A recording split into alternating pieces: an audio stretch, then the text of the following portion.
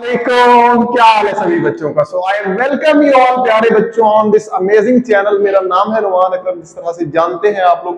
तो बच्चों आज की इस क्लास में हम एक्सरसाइज नंबर 1.2 का क्वेश्चन नंबर 2 स्टार्ट करने जा रहे हैं। मैं स्टेटमेंट रीड करने लगा हूं, सब बच्चे मेरे साथ साथ रहिए बच्चों। फ्रॉम द फॉलोइंग मैट्रिसेस, मतलब ये जो आपको ढेर सारे मैट्रिसेस 9 मैट्रिसेस गिवन है, इनमें करना क्या है, आइडेंटिफाई करना है, आपको शनाख्त करनी है, पहचान करनी है, बताना है कि इनमें से कौन सा मैट्रिक्स स्क्वायर मैट्रिक्स है, कौन सा मैट्रिक्स रेक्टेंगुलर मैट्रिक्स है, रो है, कॉलम है, आइडेंटिटी है या नल है। मतलब ये कि इस मैट्रिक्स के अपने बारे में आपने बताना है कि कौन सा मैट्रिक्स है, लेकिन जो आपने आंसर देना है वो इनमें से होना चाहिए। बात की समझ आ गई है। तो पहले वाला मैट्रिक्स देखिए बच्चों, इसमें आपके पास 1 और 2 रोज है, 1 और 2, तो ये 2 रोज है। और कॉलम देखिए 1 2 और 3, तो बच्चों 3 कॉलम है। तो क्या रोज और कॉलम्स बराबर हैं? बिल्कुल नहीं है। मतलब कि ये पहला मैट्रिक्स आपके पास कैसा मैट्रिक्स होगा बच्चों, ये आपके पास एक रेक्टेंगुलर मैट्रिक्स होगा। तो उम्मीद है कि पहली बात आप लोगों को समझ आ गई होगी कि ये वाला मैट्रिक्स एक रेक्टेंगुलर मैट्रिक्स है। उसके बाद दूसरे मैट्रिक्स को देखें, इसमें जस्ट एक ही कॉलम है, जस्ट एक ही कॉलम है। तो इसका क्या मतलब हुआ कि कौन सा मैट्रिक्स है बच्चों?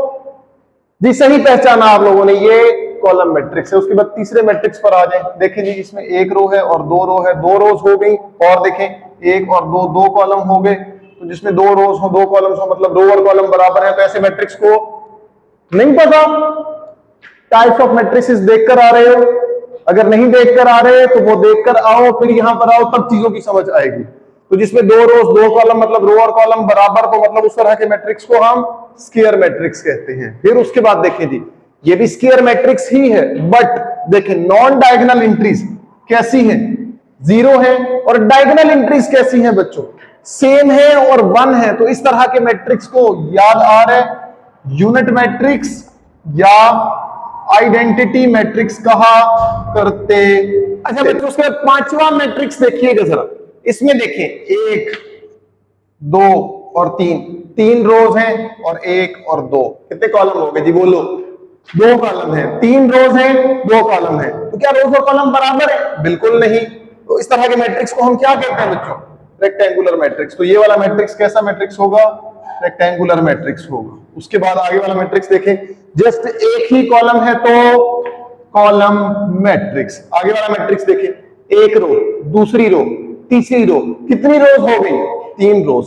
पहला कॉलम, दूसरा कॉलम, तीसरा कॉलम, कितने कॉलम हो गए? 3 कॉलम। जितनी रोज उतने कॉलम।